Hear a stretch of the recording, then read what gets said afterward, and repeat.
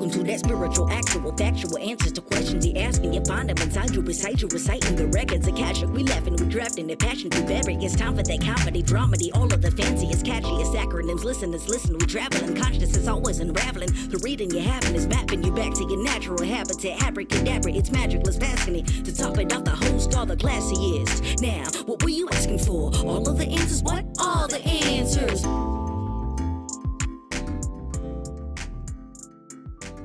We could start now with, like, I think a lot of people go into things like nursing and teaching in the public school system because it's steady and like there's a paycheck and they're desperate and they need something and, you know, whatever. You do what you got to fucking do in this life. So more power to everyone doing that. And so many people burn out and hate it because it's not the work for you. It's just like, they'll pay me for sure. And then I'm just like, ugh, these are sick people who need people that like give a lot of fucks. I think nursing and teaching, like teaching kids in a public system, are like the hardest things. I used to, for a long time as an actor, as a theoretical potential actor when I was younger, I always would be like, I never believed that I'd be an actor, and B, always was like, I'll end up being a high school teacher. Like that was a fallback casual thing. Right. You know, like I thought of it as this sort of like, no, yeah, I'll just do that. That's easy. No big deal. And then I have friends who've been doing it for 20 years and want to, it's worse than, literally could not be worse than it ever has been, probably ever right now. I'm sure. It is a nightmare. And I imagine the same thing goes with nursing. Like, well, nursing, it's so hard because you're on your feet a long, long time and you're dealing with not only the sick person who's miserable, but the families of sick people who are miserable, who are also miserable. And then doctors treat you like ass unless you're lucky and they don't. And it's not enough money and everything falls to you. The nurses do everything. Right. But you're underpaid. It's fucked up. It sounds like teaching. Exactly. Everything falls to you, but you are told what to do and the administrators make you do things the wrong way. The parents hate you because clearly you're at fault for their stupid kid doing stupid shit. Yep. And making them wear masks or whatever. Yeah. You know, and you're underpaid and undervalued. It's great. Yeah. And I feel like I've run into people who are perfectly suited to do that work. And they're like 6% of the population of teachers. You know what I mean? There's 4 of those ladies in every school, if you're lucky. Maybe there's like 1 lady in every school. I feel like even that is like getting broken. Like the people that I do know who are suited to it for forever are just done. My best friend is so broken right now. And he has been, you know, up to now would have been like the teacher that everyone looked to be the cool teacher and like valued his input. And even that doesn't exist. Like no student wants to hear what he has to say because whatever the shift and there's cameras coming out constantly. If you like literally setups for failure, like trying to catch him saying something racist or whatever, but like setting him up to do that and then cameras are out and like that. Wow. The gotcha energy is insane. So he's just like trying to like speak at a even tone, lectures, and we are done. I will not react to the bullshit that you are throwing at me because then I'm caught in a gotcha. It sounds like hell. Yeah, that does sound like hell. Yeah. I think I would be a good teacher for about 3 to 5 years. I thought you were saying 3 to 5 minutes. And then I think I would start, I don't think my brain could deal with the repetitiveness. Like around year 4, I'd be like, we fucking went over this already. And it's like, oh, wait, no, that was last year. Yeah. And also like the regimented, boring tedium of how they make you teach. Like that you're just setting these kids up to take tests that they won't remember shit from anyway. So your whole job is like, get ready for this dumb test nobody cares about. So it's like existentially, you just can't invest unless you're one of those people who's like, I just get to be with the kids and I love it and they love me and we find a way around it and love and love and love, whatever that is. Yeah, I feel like that would be more true like for elementary. Like I think I could be in elementary school because then you're just like playing with I know you still have to teach. Yeah. But the kids are just like kids, whereas teens are dangerous. We had one of the teachers I talked to when Will was in junior high. He's like, when I got into teaching, I was like, anything but junior high, fucking anything but junior high. And he's like, but there's no 3-year period where a human grows more than from 6th to 8th grade. And so that is what got him excited. Well, that's cool. Yeah, see, that's what I mean. He's like built for that, you know? Yeah. Actually cares. That's good. I have another teacher friend who loves I was like, middle school, you're a saint. And she was like, weirdly, it's not hard for me. They're kind of cool at that age. I love them. And I'm like, what? Oh, okay. Like, it's just like her perspective is so particular to her because that's just her experience. It's just kind of cool to see how different we are. Speaking of which, Desmond was very smart and generous to send me his human design chart. And I have it here. Oh my God. Does any of that mean anything? Yes, it means all the things. I know so much about what that means. So real quickly, I want to tell the story that got edited out of my voice chat a couple weeks ago. So over some weekends ago, I was like, I need to do my fucking charts. Like, let's do this. And I actually I had bumped into my birth certificate somewhere. So I was like, okay, I got that information at hand. And then I took the Enneagram test and was just kind of like, I don't know what any of that means, but it looks good to me. And then so I was editing a podcast a couple weeks ago, and Katie was talking about, I wish I could remember exactly what it was. You were reacting to something in a way that I would never react to something. I'm sorry I can't remember the specifics, but I was just like, yeah. I was like, I could see myself getting into that situation like Katie, but then I would never react like that. And I got me think, and then you were comparing it to your Enneagram. You're like, well, I'm a 8. Yeah, you're like, I'm 8 as fuck, so I'm just reacting like an 8 would. And I was just like, I would never in a million years react like that. So I was like, ooh, let me get my Enneagram chart out and see how opposite we are. Yeah. So not... What? I am a -10 in the 8 department. Huh. You're the farthest thing from an 8 that could be an 8. There wasn't even room for the whole, like, the chart didn't even account for being that far down. Oh, like you took a quiz and it showed you like the scale to which you might be one or the other. Yeah. Okay. Yeah, and my 8 was like non-existent. They're like, you're negative. You want to know what's trippy about that though? Is that yours and my human design charts have a ton in common. Like, I've never seen someone's design more similar to mine. Really? Yep, there's big key differences, but there's a lot of similarities that are right on the front. I mean, a lot. Wow. And I'll actually show it to you, which I kind of get. And when I'm looking at your Enneagram, he's a 1, Cass. Okay. Which I'm not surprised about. There's a lot about that. I would not have gut checked that, but I can make it work for sure. With a strong 9-2 wing. Both 9 and 2? Yeah. Dang. Well, that makes sense because 9s and 2s aren't too far off each other in a lot of ways. Yeah. Oh, so that's like a subdued ego rule follower. I can't argue with that.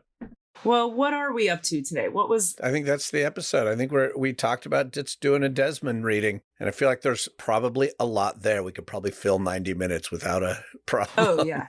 No, there's... Happy New Year, everybody. I mean, Happy New Year to you guys, and Happy New Year to all your awaiting listeners. It's been a minute. It's been a minute. We had lives, I guess. We had lives. Yeah, things went a little haywire, and it's all good. Let's do an update. But yeah, we'll do a quick update, and then we'll jump into Desi. So I moved, again, into I'm just 6 minutes away from where I was. But, you know, the upheaval of moving is for real. I moved from like a heavy, dense neighborhood with people in my house, and it was a house with yards, like to like the opposite of that, to like a very light energy, completely different neighborhood.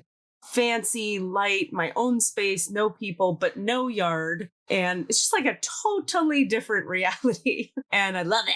And it's great. Are you still going to be able to host comedy shows in your sister's backyard? Oh, totally. Like, I'm going over there twice a week. Squeezle needs the yard time, so I take her over there and she runs around. And Sarah and I have a plan to like have a weekly dinner and do all this. You know, we're tight as ever. It just was like her girlfriend is kind of moving in, and there were 3 of us in the house, and I'm old, and that was crazy. I was like, nah, I'm not into this. And then let's see, new gentleman person in my sphere, which is interesting, who is a lot younger than me, who refuses to receive that I'm older. He, like, in other words, I keep being like, you understand that I'm like a lot older than you, right? And he's like, right, okay, that's, I'm so old.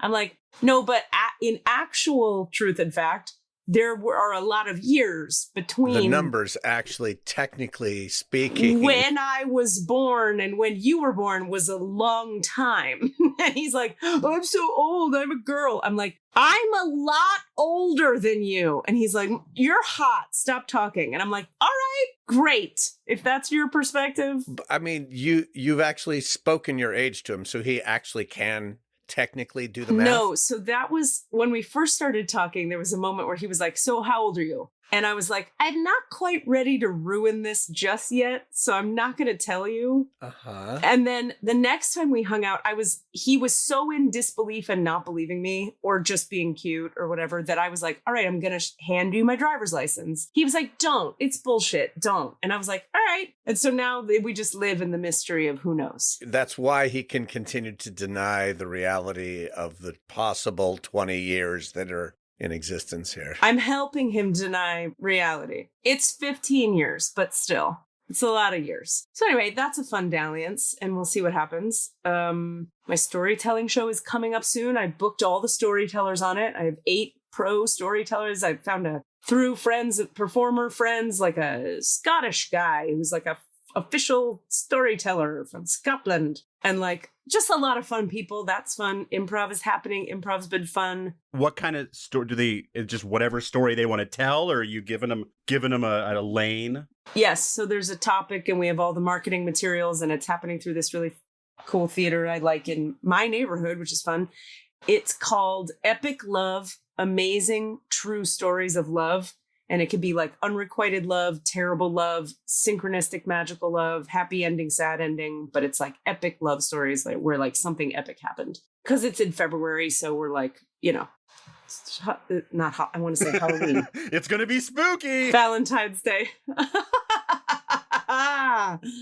Get ready to be scared. And you said that Mary Poppins goes up, so that's rocking. Yeah, so we're in our final week of we're in run-throughs now. And then next week is tech. And then we have 3 weeks of performances, which is a trip. It's a trip. It's been a while. And I'm so, so lucky and so happy that this role is 2 songs, 2 short scenes, in and out. I don't have to carry the show. I don't have to be on there a lot. I wouldn't want to be right now, which is really interesting to feel that way. But I'm just like, phew, thank God I just get to I come in, I steal the show with the song, to be honest. And then I go, bye-bye. And they have to do all the hard things. Mm-hmm. That's nice. I love it. It's the Dave Perini form of acting. Dave Perini, who's an actor from Sacramento, for people listening, who does shows at mostly one theater out there and is like a house staple there. That was always his thing. He was always curmudgeonly backstage being like, just give me the role where I come on and I'm cranky for 2 minutes and then I go back and get on my phone for the rest of the show. And I always thought you're a maniac, but I've aged into my Dave Perini time. That's the Jacob Marley slot. Yes. I love the Jacob Marley slot. Come in and just tear it up and then be like, peace, I'm out. Okay, bye. Anyway, yeah, so just a lot of balls in the air. And yeah, it's fun to have a little dalliance, a romantic vibe in the air. That's fun too. And there's also So some balls in your face as well. Cool. Hopefully. Soon, hopefully. Oh. He pulled a, hey, I think you're really cool. And I'm very emotional. I get attached deeply. So why don't we take it slow and go on some dates? And I was like, what? All right, grown up, sure. Because I was like, what if we bone down now? And he was like, You're like, not. I'm old. I don't have much time left. I got to get as many in as I possibly can. That is not far from the truth of how I feel. I'm like, TikTok, motherfucker. I can go anytime. That's a segue into something I thought I'd share with you guys. This is a downer, but also very interesting. My most recent update is that I'm not sure it's going to work out, but hopefully it will. I have a friend, longtime associate person I've known in the world who, just to put it bluntly, is dying of ALS. Ugh. And I'll tell you offline who it is. You probably know this person. But they are still well enough to try and direct one last show. So people are raising money to to put on a show, to do a production of a play that she can direct. And she's asked if I would be available to be in it. And I'm like, I had to be like, wow, is that something I want to do? Oh my God. And I talked with Rami about it and talked to, and I'm just sitting with it. And it's like, wait a minute. Yes, of course, if I can. That's the thing. I'm still working out the schedule of whether it's possible. But like, what an amazing, like, bizarre opportunity to be part of something that is, it's like David Bowie's final album. He knew he was dying and he wrote all this music and recorded videos and everything that all was like coming from this place of like pure creative release. Yeah. And anyway, I might be doing this, it'd be a very small local production, whatever money they can come up with to put me on a BAP, or whatever that's called, a contract that's small and whatever. I don't care about that part. But so, yeah, I don't know. Well, that's really sweet. It's tripping me out. I asked Cassidy to share in the chat and he did. And well, that's like really, I didn't see that coming. Like, I mean, I had no idea she was struggling with. Is this a long time thing? No, it came on very quickly. ALS, remind me which one ALS is. Lou Gehrig's disease. It's a wasting and neurological thing. It like interferes with like the speech center and yeah, it's. Is it genetic? I don't know. Yeah. So that's a downer. The email I received from her was like, sorry to be a downer, but I'm just going to be blunt. This is what I'm doing. And this is what I'd like to ask you, And she asked you to be in the show. To be in the show. Yeah. To act. It's still being hammered out, but I just thought I considered not sharing that because maybe it's not there yet. It's a maybe and we're working out the details. But just the idea of being, I don't know, honored to be asked, like, that's some deep, intimate shit right there of like, I'd like you to be part of this thing that is my farewell, my final. Because most of the time when this sort of thing happens, like Frank Galati, the director, just passed away. And he's a very beloved director, developed The Grapes of Wrath back when it was turned into a play and stuff like that. But I doubt he was like working on his last show and then be like, peace out. He probably directed a show and then got sick and died. That's different than this idea. So my question is, how do they know they know a timeline for her? I don't think they know a timeline necessarily, but she just knows that it's imminent. It's it might be a year or two, but it might be less. Yeah. Sorry to drop that one on us, but I've already been processing it, so I'm not as like, holy shit, what about it? Wow. I'm a little more like, okay, like I've known about her for a while, so I've already processed that. You mean you've known that she has ALS for a while? Yes, and that it was, This human incarnation shit, I'm not interested. It's fucking hard. It really is. It's just fucking hard. Yeah. I'm thinking a lot. A friend of mine posted this thing. I wonder if I could find it while we're talking about this, but she posted this thing about midlife that I thought was the most articulate fucking thing I've seen about middle age. And when somebody posts a thing that says, or you just see in life words that articulate the exact thing you've been thinking about in a way that's very, very, like you weren't able to say it that well. Absolutely. Yeah. This post, I'm going to read this. It's right here. I think I have it. I thought it was right on point. Midlife is a horrendous and wonderful submission to our vulnerable humanity. And I love that. But then somebody posted like, here's a book about this that I was just reading. And she said, here we go. Nailed it in the description. Quote, how can you reconcile yourself with the lives you will never lead, with possibilities foreclosed, and with nostalgia for lost youth? How can you accept the failings of the past, the sense of futility in the tasks that consume the present, and the prospect of death that blights the future? Jesus. I mean, I know that's grim and people like to stay positive about things, but I've literally been thinking of exactly each of those 3 points, reconciling myself with the lives I'll never lead. Like all these ideas I've had of like, well, I could do this and I could do this and I could do this. Yes. And the older you get, you start to realize I really couldn't do much of that, actually. And then with possibilities foreclosed, well, there's certain like things the world wouldn't allow me to do. Sure. At this point, like you look like this and you sound like this and you have the experience you have. So like actually the world's not too interested in turning you into a firefighter, Katie, or, or whatever. I'm sorry that's a dream unrealized for you. It's really not. And nostalgia for lost youth. I mean, and then this thing, how can you accept the failings of the past? I think you have to grieve each one, but that's a lot of work if you're me. The sense of futility in the tasks that consume the present, I feel that a lot. Even for shit I'm passionate about, the tasks that you have to do the things you're passionate about seem so futile and stupid. How do we care about anything? And then the prospect of death that blights the future. And also, by the way, after all the futility and all your failings, you're not going to live a lot longer. So enjoy this shit. You're just going to die anyway. Yeah. Well, I had a realization. I might have said it on the cast, but I'm not sure. I actually realized recently that I actually don't care about a legacy. Oh, I hear that. Say more.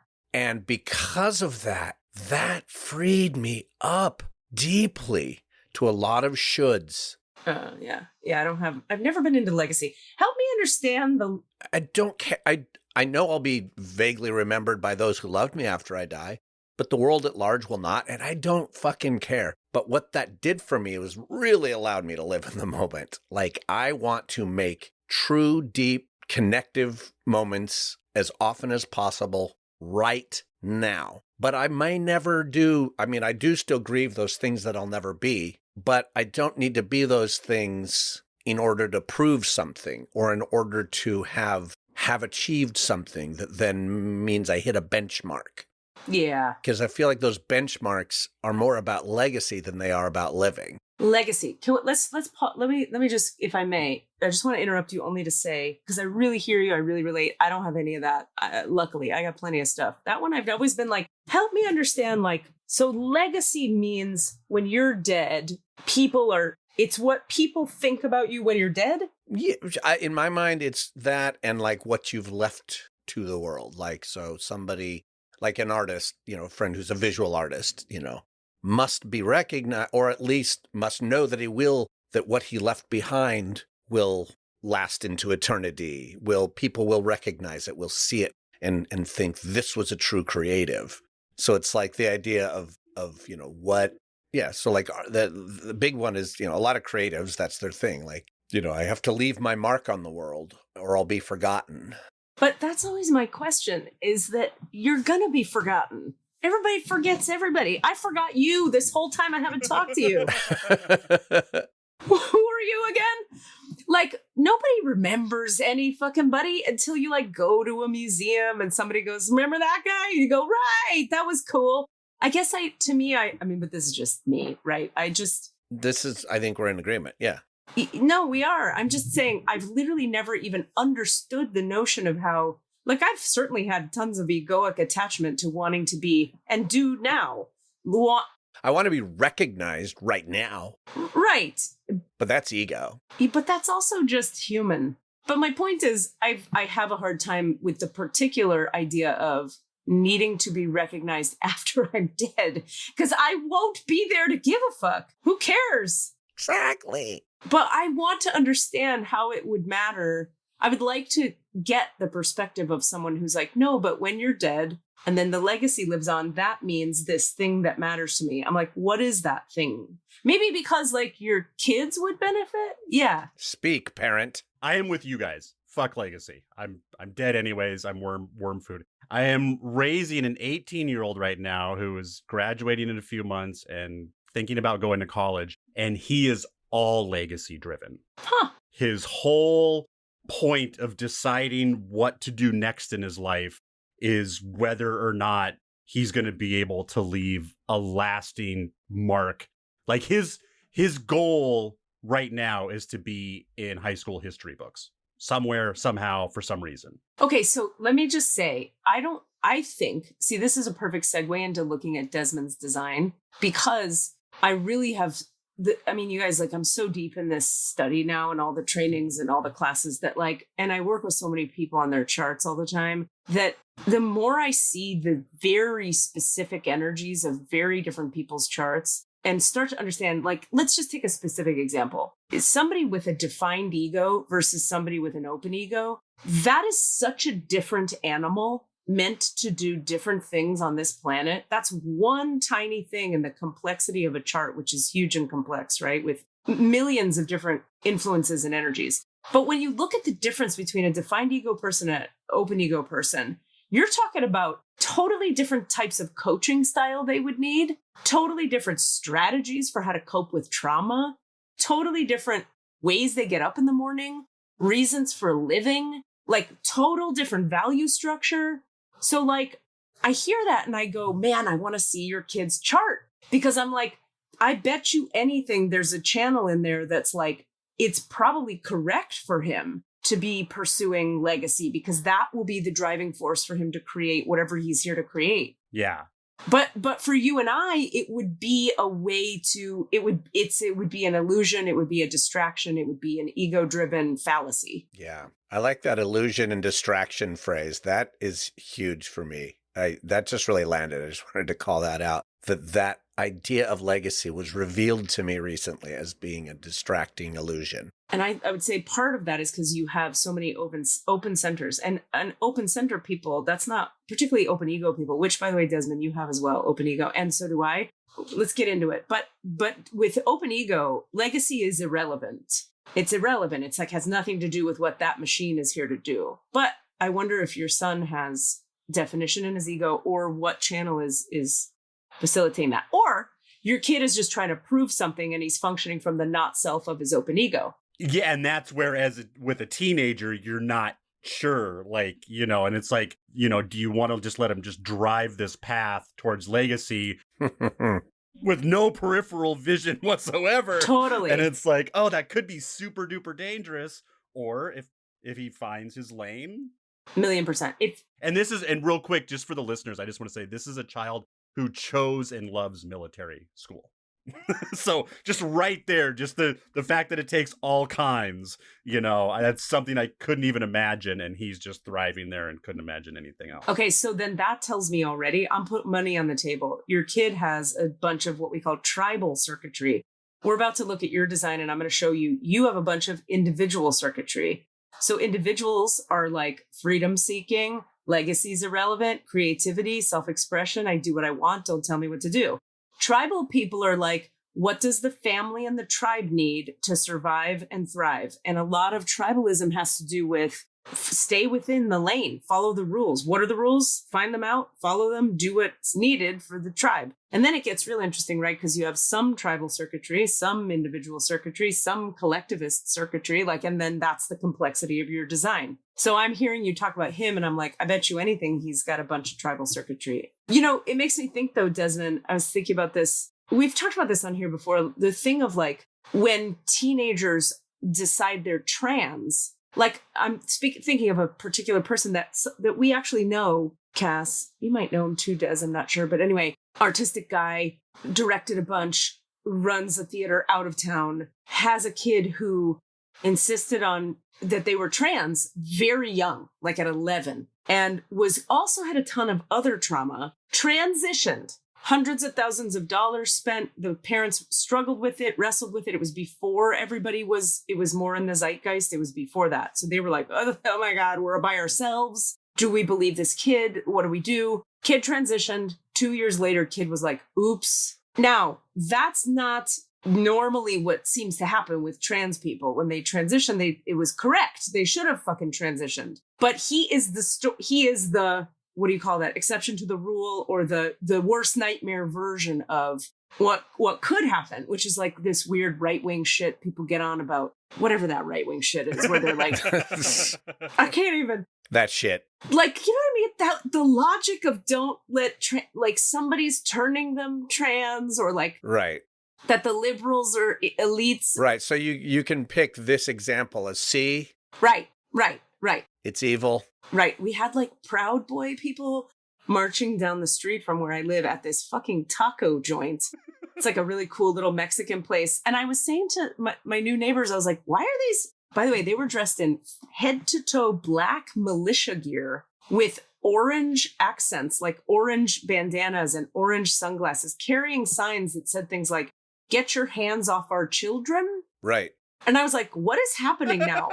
And then my gay neighbors were like, well, there's a drag show at that Mexican restaurant. Oh, yeah. It's one of those. I'm like, okay, so I know this is all, but this is not like new information, but I was like, can we just tease apart real quick the thinking of get your hands off our children? So you think that these drag queens who are gay men sometimes who want to be a woman for 2 hours and be sexy and make money, they're going to your kids, putting their hands on them, and then what? Making them gay?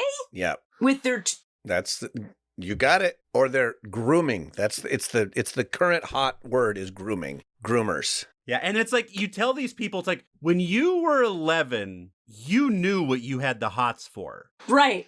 So why do you think that that's good? A boy who realizes he likes boys at 11 is just following the trends? Like, you know what you like pretty early. Pretty early. Well, as Dan Savage said, grooming is not what drag queens are doing at a children's story hour, because that was the big one. They do drag queen story hours at libraries, and that's the big, oh no, they're grooming our children. They're just reading, Hop on Pop or the big green Peppa butterfly. Pig. Yeah, Pippa Pig. But oh no, and they're fabulous. They're amazing performers. Like, why is that not an awesome thing? And why does Tammy Faye Baker reading stories not do the same thing to you? Because she's dressed like a drag queen. That bitch is the drag queeniest drag queen around. She's the model. She's like the foundational model. But as Dan Savage said, grooming is not what they are doing. What a drag queen story hour is doing. Grooming is what your youth pastor is doing in the basement of your church. That's the shit right there. Preach, preach, preach, preach. Fucking hell. So come on now. How about look at your own people for a second? No, that would be. Huh? No, because then we'd have to admit something. Yeah, so dumb. Okay. Anyway, how do we get on that? I was talking about your child and military and defined ego and... Are you grooming me right now, Katie? Yes. To be a human design devotee. Yeah, what am I grooming you for? We'll find out in the future. I could use some grooming. I need, my eyebrows are way not on fleek. My hair is okay. I have a pimple on my ass for the first time in weeks. Do you really? Months, years. I haven't had a pimple on my butt forever, but okay, I do right now. I have theories. Oh. Ass pimples, in my experience, are sugar. This is my body. My body makes ass pimples in response to too much sugar and or too much sweating in pants while sitting. If I sweat and sit for a lot of time, minutes in a row, ass pimples. But sugar... If you're sweating sugar, you're just, you're breaking out. Forget it. I want to close the loop. I figured out what it was, how we got to where we got. Thank you. And you were making a point, but we got distracted from it. It was about your creative director friend's kid being the exception to the rule, and it had to do with something with legacy. How this person made their choice, and then it was maybe the wrong choice. Well, I think I don't know what legacy had to, I don't know where I was going with legacy, but my buddy whose kid, I just was thinking as we were talking, Desmond, about your son being right? Your son? Legally my nephew. We have legal guardianship. Okay, your nephew, the person who you've raised like a son. Yes. Your stepson? No, your nephew. My legal ward. Your legal ward. Oh God, that sounds Are you Batman? That sounds Sorry, really... Bruce Wayne. Yeah. It sounds like you run some kind of institution, and I'm grooming him. Okay. Okay. Great. But just literally teaching him how to comb his hair. Talking about the ways he's different from you, right? And the ways he happens to be different from the three of us in a kind of baseline way. Then thinking about when a kid, my head where it went was if a kid is 11, like you're talking about, or 16 or what, anywhere in there, and is like, I am definitely these things. And we don't know, because we haven't looked at their design, if that's approving or that's a true thing. You can support them in going down a rabbit hole that then leads to such extreme things like gender change and then gender change back. You know, that could be really, really traumatic. But then I say that, and I'm very aware at the same time, even sort of holding it like that, it has a, you know, you could argue has a built-in, like, you got to trust your kid. And I'm being like, well, I don't trust you, kid. What do you know? You're just a kid. And it's like, but a lot of times they do fucking know. Like the majority of the time, I'd say. So it's so, I think parenting is so freaking hard. Because how do you know you're not going to be the guy I'm just talking about versus not that guy? It's just, and also I would argue they did an amazing job parenting that kid. They went through months of therapy with the kid, like 9 months of therapy, all the hormone replacement stuff, reading all the pamphlets, all the support groups, talkie, Sherry open, in the family, no judgment. And then went through with, I think it was top surgery. And then 2 years later, the kid was like, I really fucked up. I'm really sorry. This is wrong. We have to reverse it now. This is all making me think of this really important thing I heard Teal Swan say lately that I want to share. She talked about, this is so game changing. She said, even though the trauma of your childhood created your trajectory and the things you love and don't love, the things you're into and not into, even though your trauma created that, you still can't change it. In other words, your trauma was supposed to happen and your trauma created you as you are so you'd be who you are. And she's like, here's why I'm saying this. All these people on the spiritual path are constantly coming to me going, I shouldn't want the thing I want, like the thing I like, hate the people I hate, because it's all coming from my trauma. And she's like, you can't change your preferences. Your trauma makes you think you have to change your preferences. And I've been really fucking sitting with this for a few weeks now. It's a real deep level of acceptance, she's suggesting. It reminds me of the conversation we had with Mick Mize, where he came on and he was like talking about wanting to get into, like, I don't remember, some kind of very specific kind of kink, existential kink. Is that? Existential kink, yeah. Yeah. And like, it's like. It is about becoming okay with your weirdness that is a result of your. Yeah, like maybe existential kink is exactly the doorway he has to go through to get to whatever the fuck is the next thing. You know what I mean? Yeah. And I guess like it's a fun, I like that she said it. I trust this woman, and she says a lot of shit that really, like, there's not a lot of people I listen to who say things where I haven't already thought about it. I haven't processed it. She is regularly saying shit where I'm like, bitch, okay, give me a second. And I have to like, and she really got me with that one, because there's a way that I believe in that, but I live almost, probably you could argue, out of balanceedly in the other direction.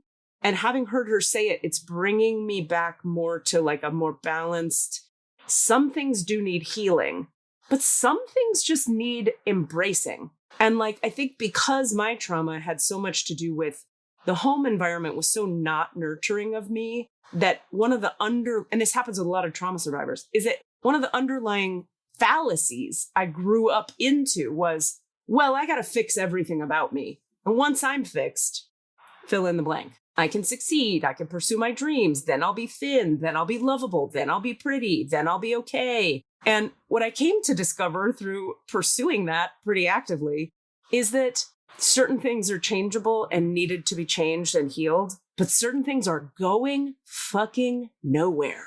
And in fact, are even more what they always were. Now that I've done all this healing shit, it's like the things I thought would go got bigger.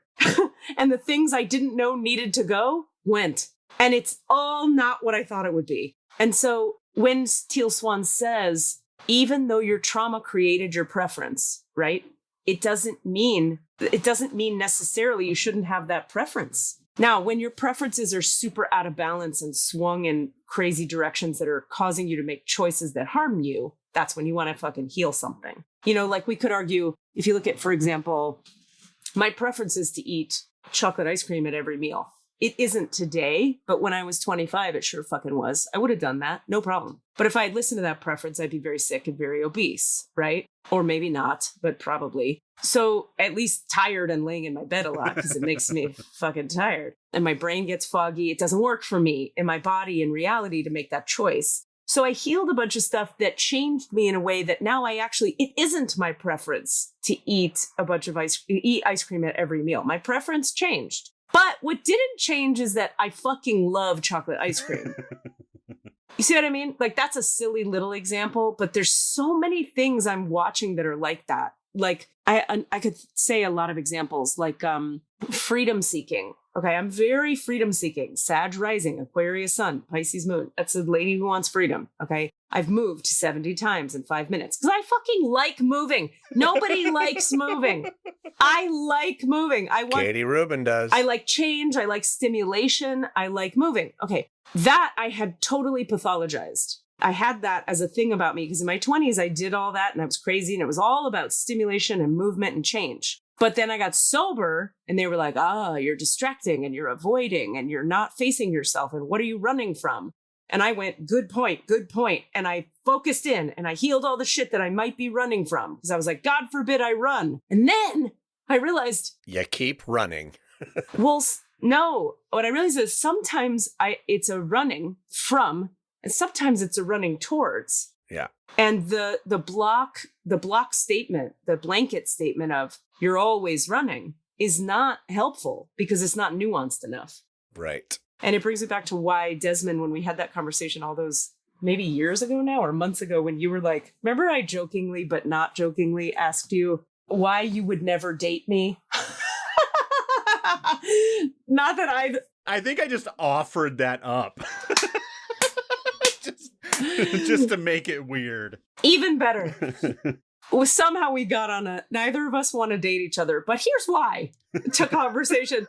And you were like, because you don't let anything pass. You were like, I need a woman who's like, I didn't even hear what you said. It's fine. Yeah. Now, my thing is the second you let something pass, and this is a perfect example of what I'm talking about. Part of this is me being hypervigilant because of my trauma. But part of this is the gift I bring for the world, which is being hypervigilant because of my trauma. You see? In other words, I don't let anything go because I believe that the nuance is very important. Otherwise, we're lumping people in categories that aren't really true for them. And then we're dishonoring those people. And that's fucked up. And so we need nuance. And so I'm like hyper attuned to the nuance. But of course, that's also exhausting. If you're dating that, that's a lot. So there's a little bit of both in all of it. So that's the teal swan point, is that like, should I think that my healing work, I'm going to do all this healing and then I'll never be hypervigilant again? Because hypervigilance is a thing we talk about in trauma healing that everybody's trying to heal. And the answer is, heal it maybe to the degree that it's causing problems in your life. Like, practice not being up your husband's ass so much, Katie, if you ever have a husband. But in the meantime, use that hyper attunement to detail to like serve your healing clients and to write stand-up comedy that is very smart and on point and to do improv and be very present. Like, you see what I mean? Like, it's super valuable, that ability. Yeah. And problematic. So anyway, I'm just really been with that. But she's saying, we take it so far. Those of us deep in the healing things, we go like, everything's my fault because of my trauma and everything I like is a problem because of my trauma. So I got to change everything about me. When really it's not that simple, unfortunately. It'd be nice for us trauma survivors if it were, because then you could just like be like, if that were true, all you'd have to do is be the opposite of what you are. But that never fucking works because then you're just in resistance to who you are, which creates a new problem. If we all just Costanza our life, we'd be perfect. Yeah, exactly. Oh, Costanza.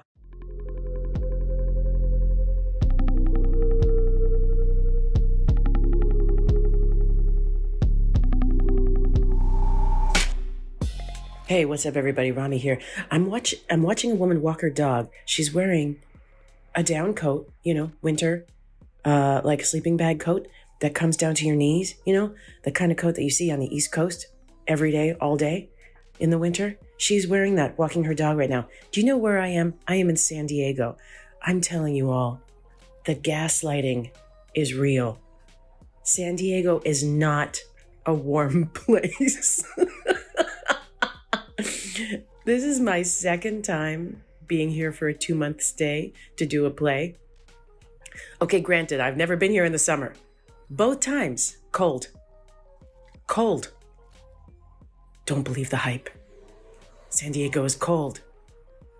Don't let yourself be gaslit. Rami's rules. Okay, so let me tell you a few things about this design here. I think we also have the idea that we might go in your records and answer some questions or do some healing, or is that not relevant? I don't think that's relevant. I mean, if if something comes up, maybe. Okay, great. I'm fine with that. But I think mostly, yeah, I'm happy just trying to. So my first question as we're looking at this is there's the same signs in the design and the personality. So is design how I was born and personality is how my trauma has expressed this design? No. Okay. So the black numbers over here and these red numbers over here and the black lines and the red lines. Okay. Red represents your unconscious body aspects. These are gate. This is a gate. If it's a small hanging line off of us, this is a center. Center, center, center, center, center. You have 9 centers in the body. These little lines that hang off the centers, when they don't go all the way across, that's called a gate. Okay. When they do go all the way across, like this one goes all the way from here to here. This one here goes all the way from this center to this center. That's called a channel. I am all gay. I mean, I have you pointed out my 2 channels and that's it. Is that normal? You have 4 channels. You have this guy, this guy, this guy, and this guy. Oh, okay. Okay. There is no normal. Thank you, Katie. But there really isn't. I promise. No, I know. I'm not even. Yeah. Now, the hanging gates, these gates that don't go all the way across, by the way, these could never go all the way across because they're not coming off of a defined center. So you have centers that are colored in and centers that are white. The white ones are called open centers. The defined ones are called defined centers. The colored in ones are defined. The first thing we need to understand is the not self themes of your open centers. So before I even get into any of this over here, like one of the most important things I've discovered is we have to understand what's happening with the open centers because this is what fucks people first and loudest and the most. Open centers are places in your design where you have no consistency. You have no fixed, reliable way of functioning. There's no consistent Desmond-ness in Desmond's head, ajna, ego, emotions, or root. It's all over the place. Some days you're very one way. Some days you're very another way. You're very influenced by the news and by people around you, but also not sometimes. It's all over the fucking place. But everywhere you're colored in is a place where there is a Desmond-ness to Desmond. You are a certain way in your spleen, intuitive center, in your sacral motor, your energy to do things, your G center, what you identify as and what you love or hate, and your throat, how you communicate and how you take action. You have fixed, reliable, consistent Desmond-ness in those areas. Also, everywhere you have a channel, not a gate, but also a gate, we'll talk about that. Everywhere you have a channel is a place where you have fixed, consistent, reliable Desmond-ness. Now, reminder, if it's a channel or a gate that is red, that is a channel or gate you are unconscious that you carry because it's in your body, but it's not a conscious channel or gate. If it's black, that means it's part of your conscious personality system. So, for example, if I were to describe to you what this gate is, gate 13 coming off your defined G center, this black one here, if I describe it to you, you'll be like, I am like that. Because it's part of your personality and you are conscious of it probably already. Now, when I start to talk to you about, this gate right here, gate 34, you might say to me, I don't really identify as that so much, but people always tell me I'm like that. That's what happens with personality unconscious gates or channels. They're emanating off of us. People get it from us, but we're like, I don't identify as that because it's not in your personality conscious system. It's in an unconscious body. Okay. Now, coming back to these open centers, and this is super useful for people listening today too. If you're listening and you feel like it, open your chart and look at everywhere you have an open center. I'm going to teach you the not self themes of Desmond's open centers. We won't do all the open centers for the sake of time today. If you look over here, Desmond, on the right side of this, you see that it says not self-theme frustration, right? And we've talked about this a little bit before, probably. For your type, there are 5 types of people: generator, manifesting generator, manifestor, projector, reflector. For the manifesting generator and the generator, the overarching not self theme is the theme of frustration. Meaning, when you're functioning from your not self, the conditioned Desmond who is listening to the not self themes that are specific to each of these open centers, when you're listening to those not self themes, you will experience frustration. When you're acting from those not self themes of these specific open centers that you happen to have, you will experience frustration. What are all the not self themes? I can't imagine anyone being less than frustrated with not being who they're supposed to be. What are the other options? What are other words that would show up on the not self-theme thing besides frustration? Is that what you're asking? Yeah. For the 5 types? Are there 5 not self themes? Yes. Okay, what are those 5? So for each type, remember I just said there's 5 types? Yeah. The generator and the manifesting generator, their not self theme is frustration. Always, forever, both of them, both types. And that, by the way, is 60% of the population. Okay, that makes sense. Yeah. Projectors, for example, which are a 3rd type of the 5, projectors' not self theme is bitterness. Okay. Does that resonate in some way? No. I'm getting a theme on these because I was like, is one of them okayness? Like, are there some people that are just like, no, nah, I'm not being me. Fuck it. No. Okay. No. Okay. No. The whole point of when you're being the not self, you're not going to be pretty peaceful. Okay. Or happy. The manifestor's not self theme is anger. So when a manifestor's angry, they're not functioning from their self. They're in reaction. They're being operated by one of the not self themes of these open centers, which I'm about to lay out for you now. Okay. Does that help with that question? It totally does. Like I said, I was just very curious if there was a quote unquote positive not self theme.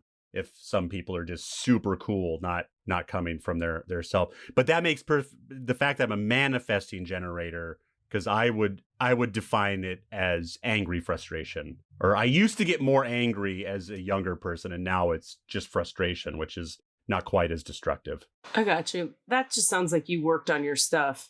And so you're a little mellower. Yeah. But you'll always have frustration because the not self always catches all of us from time to time. Now what I'm about to lay out for you, hopefully, is tools that make it easier to go, oh shit, I'm caught in this specific one. Let me stop. Now, the corollary to each not self theme of each open center. Remember, no not self themes exist in the defined centers, only in the open centers. Okay. The corollary to each not self theme is what's called a freedom. So I'm going to lay out for you the not self of each of these open centers and the freedom. So when you catch yourself, oh, look at that, I'm functioning from the not self of my open head. I'm going to lean into the freedom of my open head. That will bring you back to peace and satisfaction. Why satisfaction? Because the generator and the manifesting generator are here to experience satisfaction, fulfillment, not joy, not happiness, not bliss, not transcendent awareness, satisfaction and fulfillment. Wouldn't that be nice? To give you an example of how different these are, the projector, remember their not self is bitterness. When they're functioning correctly, they're here to experience success, not satisfaction, success. Very different. So the way we would frame this in human design, take this or leave it, you know what I mean? It's like whatever, it's just a thing, is if you were as a Desmond machine looking at this design to pursue things more, everything in your life, if you made every choice based on does this create satisfaction for me or not, you would have way less frustration generally. That's what a manifesting generator is to do with themselves, according to this system. So you get to have more than that if you want.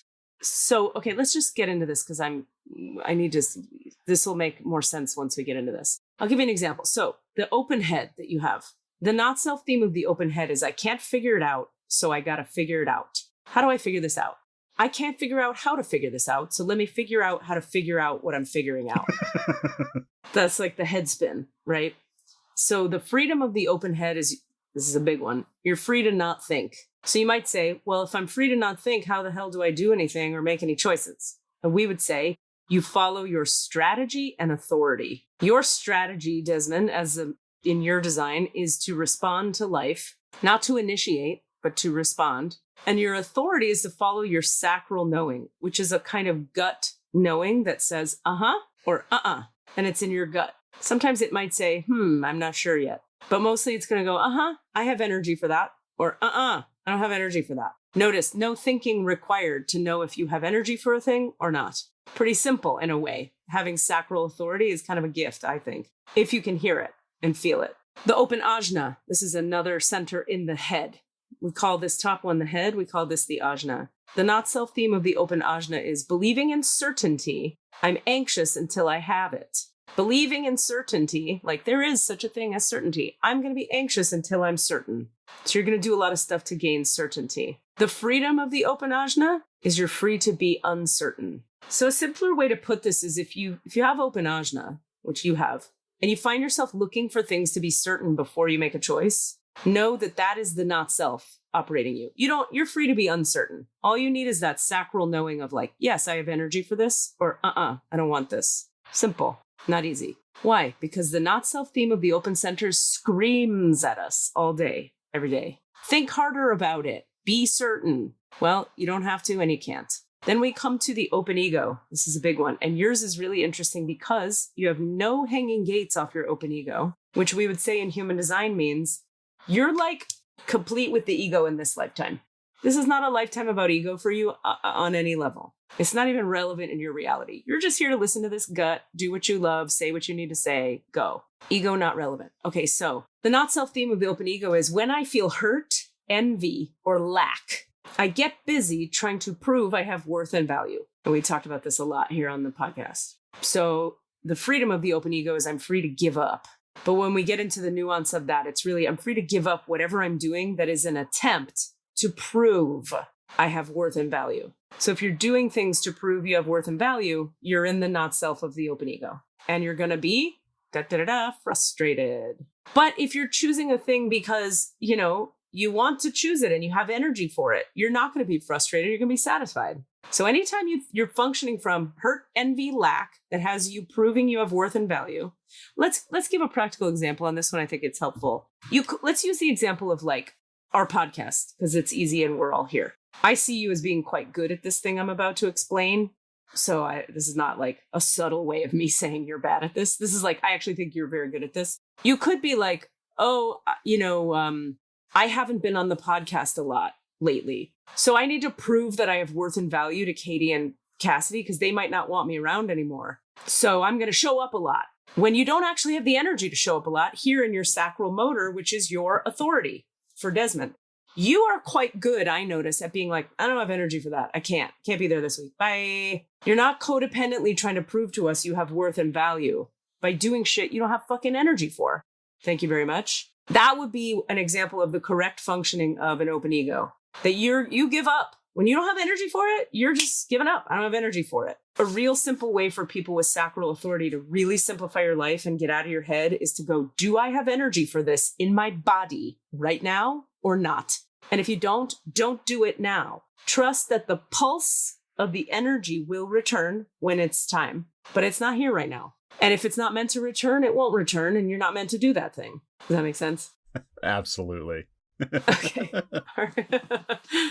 All right, last two. You only have two more open centers. So here we have the emotional center. This is the solar plexus. Okay. Having open solar plexus tends to mean there will be somebody in the room that you're in who's having a lot of feelings and saying them, and you're not that guy. You're watching the loud lady in the room with defined solar plexus vent and express and process and vent and process and feel and feel and feel because you're inconsistent about how you are emotionally. Yeah. Now, the not self theme of the open solar plexus is sometimes overwhelmed, sometimes empty, and definitely avoidant of confrontation. The freedom of the open solar plexus is I'm free to be emotionally neutral and tell the truth. So you're the guy in the room saying, so I come in the room and I'm like, I want to go to Taco Bell, but it's so hot outside and I'm really tired and I don't feel like it, but I also want pizza, but Chinese is probably a good idea because, it's so good and it tastes great on a Saturday night after and you'll be like, in an emotionally neutral way, I'm going to tell the truth. Katie, we don't have time to get to the taco place. The Chinese place is closed. Pizza is easy. We're doing that. Emotionally neutral and tell the truth. One is not right. One is not wrong. We need each other to survive this world. Something important to know about having an open solar plexus is, it's good to know this about all the open centers, by the way, for everybody listening. Anywhere you have an open center, that open center, 100% of the time, amplifies the energy of the defined centers around it. Oh, fuck. I'm mostly open centers, so that's just like, Jesus Christ. Well, because that makes sense too, because like in my mind, I'm like, I'm the best. Like I'm neutral, I'm factual, like who couldn't love that? But then you magnify something else with that and it's really fucking annoying. Like fucking make a choice, have an opinion. Well, you have to remember too, this is what your aura is doing, whether you like it or not. So your open solar plexus is going to amplify the emotions, the defined emotions of the defined emotional center people around you. So let's say you are sitting alone in a room and you're feeling peaceful and in walks Katie Rubin. Let's say in walk 3 people, Cassidy, Katie, and your wife. All of a sudden you're full of rage and you're like, what happened? I was just sitting here and I was fine. And now you're pissed off. The question you would ask yourself is, who of those 3 people that just walked in is pissed off? Because I am amplifying in my body and theirs, good news, bad news, their anger. So for an emotionally defined person, it can feel really good to be around emotionally undefined people because now I can really feel my feelings in your presence. Now, if I'm afraid of my feelings, I'm not going to like being in your presence because I'm going to feel them more when I'm around you. Same for you. If you don't like feelings and you're not okay with them and I come around you, you're going to be like, this bitch. But if I come around you with all my feelings and you're fine with feelings, you're going to be like, I got feelings right now. Okay. So it's a, it's a crapshoot. I had a friend explain this to me once, a human design teacher type friend who said, my entire childhood was explained when I saw this, that her mom has open solar plexus and she has defined solar plexus. So they were together a lot and they lived in close quarters.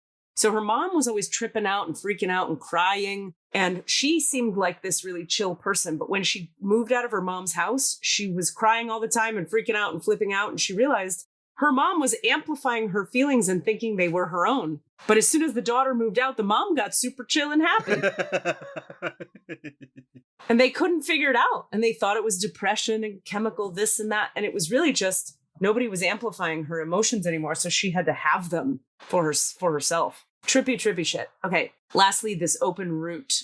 The not self theme of the open root is I can't keep up with everybody else, so I got to keep up. Everybody's doing a lot and I should keep up with them, but I can't keep up. And this pressure, something to know is the root and the head are both what we call pressure centers. So you're going to always feel a pressure to keep up and you're going to feel a pressure to think. But those are both not self themes of these open centers. So you're free to not think and you're free to rest and do less. I'm going to tell you about your profile and your incarnation cross, and we'll call it a day with that. So the profile is made of 2 numbers, this number on the left and this number on the right. You're what's called a 5-2.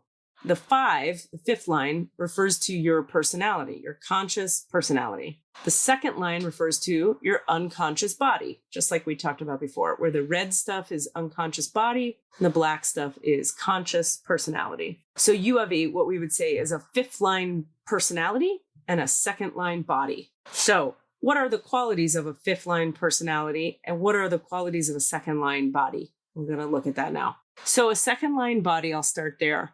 You're hermetic. You're a natural at certain things. You're not meant to be the person who like practices the scales and gets real good at doing them. You're the person who's like, I'm already good at these things. I don't know why, so I'll lean into what I'm already good at. The 2nd line body likes to be at home, being a hermit, doing what it's natural at, until and only if it is called out with a calling into the world. The 2nd line body is going to be very reluctant to leave the hermetic hovel. It doesn't want to leave the hermit home until there's a real calling, like it feels called by the world.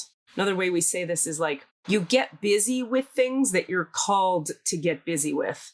And if you're not as a 2nd line body, you're going to be very reluctant to leave and to do anything. A 2nd line body is very democratic. It's very like, hey man, you do you, I'll do me, live and let live. It can be very not rock the boaty because it doesn't like to it's very like, everybody's making their own choices, and who am I to say? Like, it's not going to say like, you should do what I think, because it's like, doesn't care. It's like, you do you, and I'm doing this. And all right, man. Part of that is a defensive strategy for it, where it's like, I don't want to rock the boat. But part of it is just like a protective thing where it's like, you don't need to rock the boat until you do. Second line body, not very into following dogma or rules, more into what is true for it, what is authentic for it. Hermit, natural. You're into being hermetic, your body is, and you're into doing what you're natural at. And this is correct for you. You don't have to get better at doing your scales on your guitar, because that would be for a first line body, for example, but not a second line body. Fifth line personality, very interesting. And it relates to something you said before about how people experience you and what they project onto you. The fifth line is the heretic universalizer. So the fifth line has a relationship with what we call the projection field, meaning when people interact with a fifth line, they project onto it a lot and stronger than they might onto someone else. What people project onto a fifth line is that you are the savior or you are the heretic. So they put you on a pedestal and they go, you have all the answers, you have everything we need, and thank God you're here. And then they idealize you. And the second you don't live up to the ideals that they projected onto you, they throw you out of the tribe and exile you like a heretic. So the projection field is very operational for a fifth line. You also are going to be a universalizer. So what that means is like a fifth line, having learned what it learns or having lived its life, likes to then tell everybody, hey, look at this. It wants to universalize the information, the knowledge, the wisdom, the thoughts, the whatever. Kind of like someone who has a bunch of podcasts. Ish. You're looking to universalize it, get it out to the entire universe and give it to all the people, whatever it may be. A lot of fifth lines can be really great teachers because they're like, oh, I learned a thing. Now let me tell all the people. Now let me universalize it. Any questions about this? Any of this resonating? Does it make sense? The projector especially, like that's the most interesting thing that like I think I knew, but that was something I was always afraid to be like, I'm this is a projector of my surroundings. What do you mean? Like project or it, like intensifying other people's emotions or them, like people who might normally not open up to people, you know, walking into a room with me and just spilling their guts. Mm-hmm. Stuff like that. Like I definitely like I hear the phrase, like, I've never told anyone this before, but a lot. You hear what phrase? That phrase. I've never told anybody this, but, and then whatever it is that they've never told anybody. Oh. You know. Okay. So they're projecting onto you that you're a safe person to do that with. They're projecting onto you that you're the savior that they can say that to. Yes. Yeah.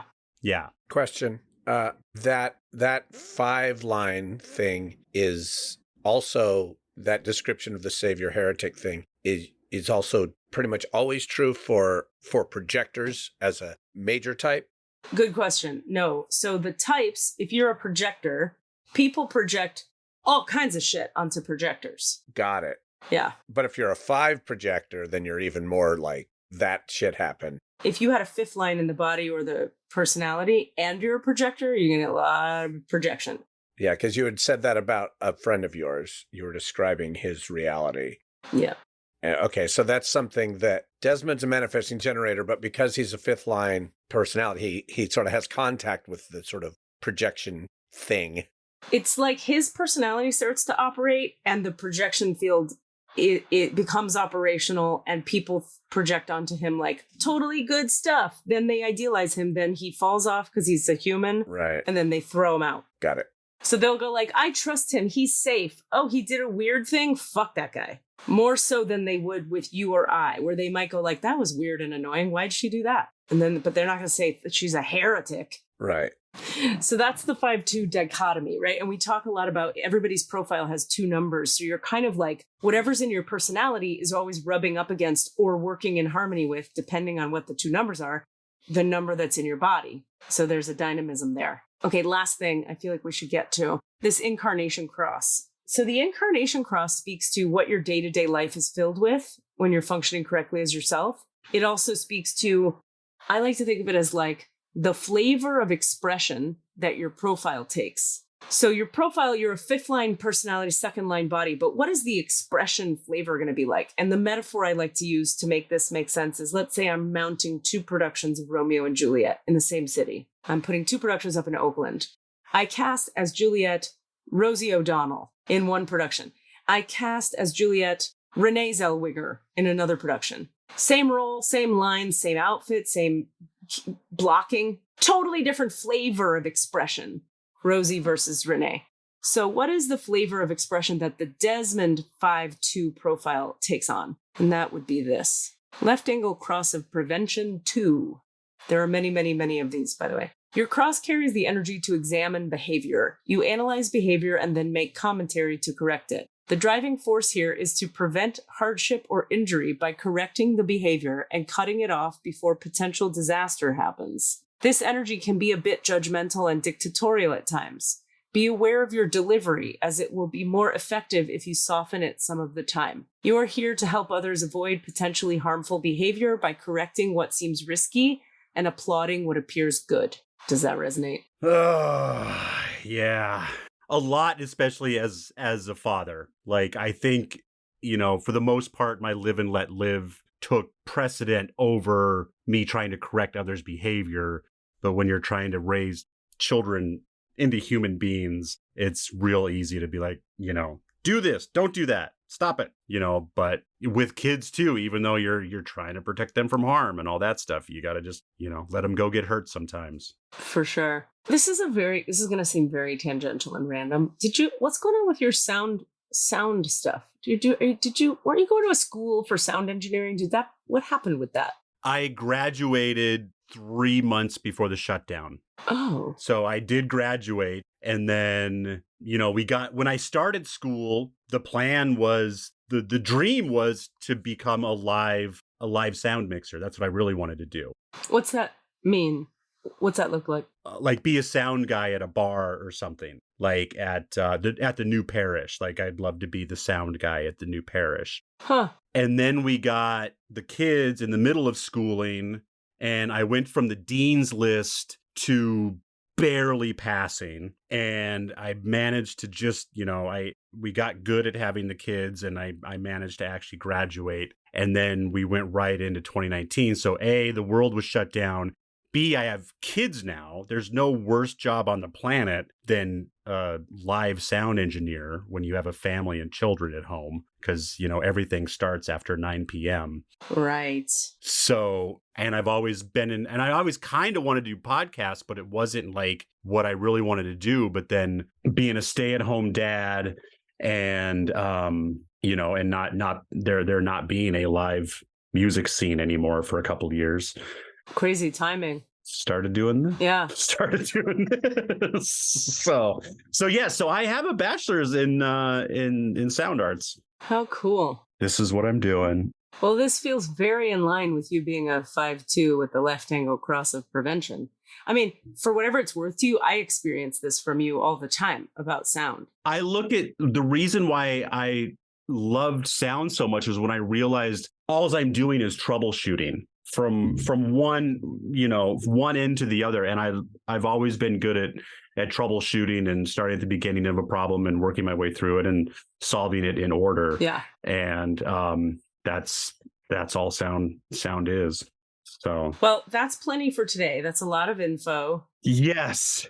Thank you so much, everyone out there, for playing along with me. I will try to edit this and make it interesting for those of not manifesting generator. Well, but remember, so many manifesting generators out there, but also everybody listening who has any of these open centers can learn from this, and learning about the lines is good. There's a lot for people in this. So I want to real quick, I'm going to jump way back in our conversation, but I don't want to forget to mention this. I watched a movie. Have you guys watched White Noise by any chance? Not yet. No. It's a very interesting movie. I'm not even sure if I like it yet. I've been talking about it a lot, and I'm never able to recommend it. But because of the conversation we have of the impending death of middle-agedness, which is the underlying theme of White Noise is all over the place. It's crazy. It's super well made. It's weird. But finally, when you get to the end, you realize the underlying theme is just being middle-aged and knowing you're going to die someday and how to come to terms with that. So yeah, if anyone out there wants to, watch an illustration of that in a dark comedy sort of way, it's not just 2 hours of dun dun dun, the march towards death. White Noise on Netflix. Thank you for that, because I now want to see it. But also, I can't believe we aren't talking about the thing we're going to talk about now, which is I finally fucking watched Everything Everywhere All at Once. And I have to say, our beloved Rami, I think, articulated this so well. We were talking about that I was watching it. I was texting you guys, and they left me with a couple of voice memos about it being, what they loved about it was that it's an existential film, but from a non-white American perspective. Therefore, it's existentialism with heart. And I was like, that is what it is. That's why I so agree with that estimation, that it's like, nothing fucking matters, so love more. Like, everything matters and nothing matters, so just love more. It's the ultimate message of the movie. Yeah. The two rocks. The rocks. So sweet. It's so cute. So cute. And the hot dog fingers. And the raccoon cooey or whatever, the raccoon carrot. It's just yeah. I mean, it was so cool. And I loved, and the fragmenting, every time she would fragment. And yeah, all the fragmenting universes that, showed up, the window panes that you talked about, it was all there. So, so, so cool. I really loved it.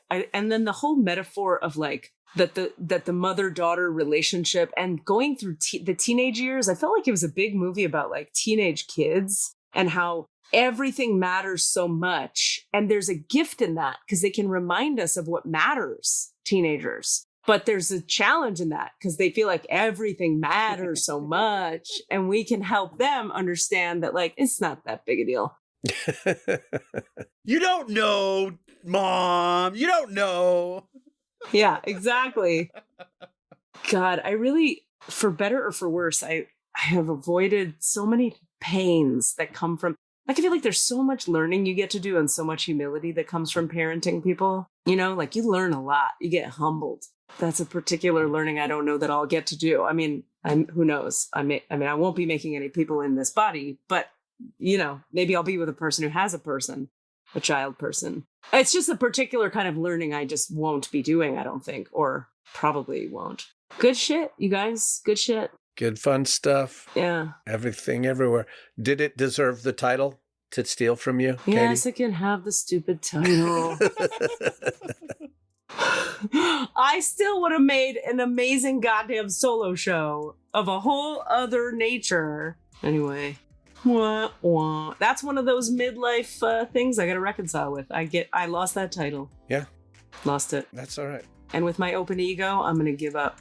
I don't have to think about it. I don't have to have it. Prove it. No proving. Squeezer wants to say hello. She says hello. Hey, Squeezes. They say boo-boo. She's on a bunch of drugs. She's all drugged up. I just want to say before we turn off real quick, everyone out there, send us some fresh questions for the year. Yeah, we need questions. 2023, what's on your mind? But we are going to do, I think our next episode is actually just going to be a mailbag clearance. Awesome. So, and then which will let us start fresh. Love you guys. Love you guys. Do your work. Do your work. Do your work. Okay, bye. Bye. What are you asking for? All of the answers? Say what? All of the answers? Yeah, all the answers. Hey guys, thanks for listening. We'd love to hear from you. Please email us with your questions so that we have questions to answer in the Akashic Records. Our email address is allanswerspod@gmail.com. That's allanswerspod@gmail.com. And if you'd like to find us on Facebook or Twitter, it's @allanswerspod, @allanswerspod. Thank you.